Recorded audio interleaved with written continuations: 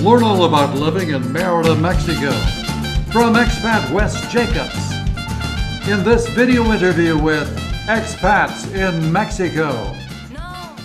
So when I got out of the Army, I wanted to start a medical tourism business. I had been working on a business plan for about a year for to help people from the United States travel to Mexico and Latin America in general to take advantage of very high quality healthcare at a much more affordable price. And in order to do that, I figured the first step would be to learn Spanish, to be able to connect with decision makers and dentists and doctors here in Mexico, understand the business culture, and from there I would actually open my business and start facilitating travel. And so the first stop was Cartagena, Colombia. I found a school in a very historic neighborhood there called Getsemani, and I studied Spanish 20 hours a week, or 4 hours a day, 5 days a week, for about 6 months. And I think there's a lot of ways to learn Spanish, but that was what worked for me. The rigid structure of it, the very intentional approach to learning different grammar structures and vocabulary and building up, it worked for me. And I also met my girlfriend Maya, and that is what really skyrocketed my Spanish as well, because as we spent more and more time together, she speaks English, yes, and at first we spoke mostly in English, but as my Spanish got better and better, it switched, and so now we speak Spanish in the home. Wow, you must be fluent. Yes, and it's put my language skills to the test, to just constantly be speaking in Spanish all the time. The TV's in Spanish. All of the neighbors are Spanish speakers. And after about 18 months of that, here I am, and I'm pretty fluent. Well, that's fantastic. And you are in Mérida now. And now I'm in Mérida. And so let's talk a little bit about the transition to Mérida. So we're living together in Colombia, and unlike Mexico, Colombia's tourist visa policy is you enter the country, you get 90 days, and you can either renew at an immigration office, and that gives you a 180-day stretch, or you can leave the country for a day, come back, and that renews your 90-day visa.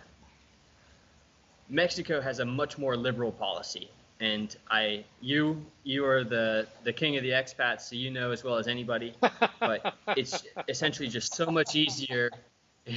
It's so much easier to just spend a long time here, even if you're just on a tourist visa. Like, I could go up to Tijuana, crossing the United States, come back, or I could go to Belize and come back, and it is just resets your 180 days. So why Mérida? So Mérida is a very specific decision, and I do business across Mexico. With Apollo, we work with dentists in Tijuana, Los Algodones, Mexico City, and Playa del Carmen. And Maya has a son, a 9-year-old son, and I wanted to find somewhere that is sort of the opposite of what Colombia is unfortunately becoming in these recent weeks. It's like increasingly more dangerous to live in Cartagena or Medellin or Bogota, and it is like a weight on your shoulders all the time to have to worry about no dar papaya. Don't show your valuables. Don't show that you've got anything worth stealing. Sort of be on your guard. Don't trust people. And that is like a constant burden that you have to bear living in a city as it gets increasingly less secure.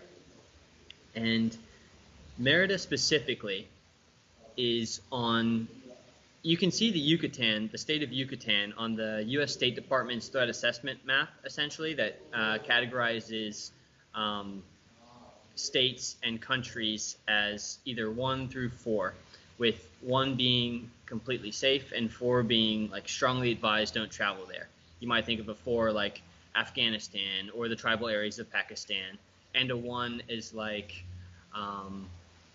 one of the safest cities you might find in the United States or Western Europe, or one of the safest cities by crime stats there is. And in all of the Americas right now, the state of Yucatan is the only section on the map that is a 1 out of 4. It is as safe as we know how to classify somebody or a place. And it feels that way. It feels that way. It's not like the State Department got it wrong. They've got a consulate here in Mérida, and they know what they're talking about. And you can walk down the street and be fine. Mérida always shows up as the #1 safe place to be in Mexico. Yes, for sure, for sure. And if we're looking for somewhere to be long term, and it makes sense for us to be here. Mm-hmm. Have you started looking around for a place to live? We have. The reason we're staying in this hotel for the next couple months is that first, it's a place where people are constantly coming through. So there are all of these entrepreneurs and artists and travelers that we're meeting, and we wanted to meet people while we're exploring. But we found some really beautiful places in the north of the city, and even here in the center of the city. Are they reasonable compared to the prices in Cartagena? Cartagena has some of the most expensive real estate in Colombia. Really? And if we were going to compare apples to apples, like the amount of space and privacy and that you can get here is so much more than it is in Cartagena, for sure. So you will be looking at renting a place? Yeah, I think we'll be looking at renting a place. Well, there are a few options that we're looking into. We're starting to make friends who have like rooms for rent as well, so that's an option. And then renting a place for us would be in like the $750 to like $900 range. And there's just a ton of options for 2-bedroom apartments, or even little houses a little bit further from the center at that price point. And they're very well appointed? Well appointed. One thing that's important to us is like falling in on a place with good internet. And the internet here is about like 25 megabytes per second, and that seems to be pretty standard at a lot of these places. But yeah, they're well appointed, they're furnished, they're in safe neighborhoods, and they're relatively quiet. Do they have fiber optic in Mérida? You know, that's all of the places that we've checked, and I go and I use a speed test by Ookla to determine like the speed of the internet, and I haven't really seen very fast internet. What does the cost of living like there? The cost of living here, so we're in the center of the city too. In Cartagena, we were living in the south of the city in more of a working class neighborhood, but even here in the center, the prices are extremely reasonable. You can go out for a meal for 120 pesos for like a very good meal that includes the drink per person. A lot of the fun things to do here are free because there are lots of musicians playing in restaurants, or there are public screenings of movies in the parks, or there are just beautiful galleries to walk through, all of which are either free or very low cost. Have you started your business, Wes? I have.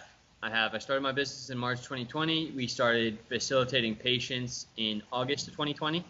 And even though the world has been crazy in terms of restrictions and countries opening and closing and policy changes, we've still facilitated some pretty major surgeries. So the big ticket items that we help with are like when somebody they've got a full mouth of teeth that needs to come out and be replaced with dental implants, and something like that costs $50,000 or more in the United States, and in Mexico or Costa Rica or Colombia, you can get one of the best periodontists and prosthodontists, like these specialized dentists, to do the same work that you would get in the United States for maybe $15,000 if your bill would have been $50,000 in the United States. And you have contacts throughout Latin America, not just Mexico, correct? That's correct. We work in 4 cities in Mexico, San Jose, Costa Rica, and 3 cities in Colombia.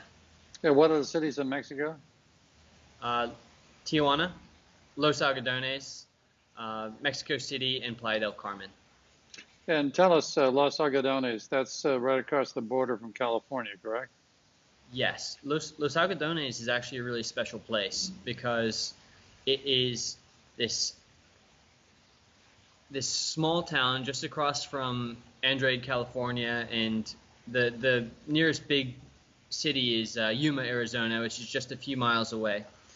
And Los Algodones is very unique because it is home to the highest concentration of practicing dentists in the world, which is about 400 clinics, about 800 dentists. What's the name of your business, Wes? My business is called Apollo Medical Travel. And how do they reach you? You can find us on apollomedicaltravel.com. What are some of the other medical operations other than dental work that you would handle? So we work with 17 different clinics, 14 of which are dental clinics, but 3 are ambulatory surgery centers that offer plastic surgery, general surgery for things like hernias. They also offer stem cell therapies, and they'll do platelet-rich plasma injections and things to treat scarring and things of that nature. And we also do a lot of work with expats. So we're known in a lot of different expat communities, like the expat community in Medellin, the expat community in Cartagena, more than anywhere else. But we'll help people with emergency care or laser eye surgery appointments, cardiology appointments. We've tried to be really nimble with our approach to helping people during the pandemic, especially as the expat community is like those are the foreigners that are there, and they're the people who need assistance, and we're going to jump on that opportunity and help them the best we can. Well, it sounds like you've got a great business and a great business model. It's a very, very fast-growing area. It certainly is, and I think COVID is also helping us realize that, just because the United States spends so much money on healthcare doesn't mean that we're getting good value for it. And we look to the medical response at other countries and how it's been better and how they've had lower mortality rates, and people are starting to think, well, what am I getting for 10 grand? What am I getting for my insurance premium? Well, that's one of the great attractions of expats living in Mexico is the low out-of-pocket for healthcare here. So tell me, what are the 3 things that you love about living in Mérida now? So the 3 things I love about Mérida. Well, one thing is that it's very easy to explore, and it's easy to explore for a lot of reasons. But the main reason is that it's all set out on a grid. So odd-numbered streets run east to west, and even-numbered streets run north to south. The streets get smaller as you go east, and the streets get larger as you go south. So you can always know where in the city you are, and it's safe. So you can wander around and not just wander into a bad neighborhood and find yourself in like a bad situation. You can like really truly explore and see uh, the older the older part of the city, which has brick roads, or you can go to the north and see very beautiful homes, and there's like a modern mall and even a Walmart. And then you can go into the center and see these just enormous cathedrals and churches and church bells, and it's just all. So that's probably like number one of three. Number two is since Yucatan is so safe, and it Yucatan is very safe, and it attracts like a very cosmopolitan group of people to the state. So we've got friends who are French, we've got friends who are from Puebla, we've got friends who are from China, and all of them are like, hey, look, Yucatan's safe, let's travel there, it's open, and so we've got all these like open-minded, curious, interesting people to hang out with. And then third is probably a very standard answer, and that is the food. There are some just incredible restaurants here, and I've ordered fajitas probably 10 times, and it's just it's good for the soul. It's good for the soul, Bob. Are you a beach person? So with living in Cartagena, we got spoiled going to the beach a lot. And here we know that Progreso is not too far away, but we haven't made the trip out there yet. But once we do, I'm sure we'll be going there regularly. Well, it sounds like you've got a wonderful life in Mérida, Wes. Yeah, it's a lot more than I expected. I'll be honest with you. One of the many reasons that I'm here is you can sort of get a sense of the place and the kind of people in a place through the Facebook communities. And the expats in the Yucatan groups, they all rave about this place. And I thought it might be overhyped, but it definitely is not. And the heat, what doesn't bother you? It's a dry heat. It's a dry heat. In Cartagena, it's a humid heat. Well, it's all relative, I guess. It's all relative. Compared to Cartagena, this is an ice box. Wes, thank you so much for joining us today. You just really enjoyed our conversation, and the best of luck with your new business. Bob, it's really great to meet you. I hope you have a great day.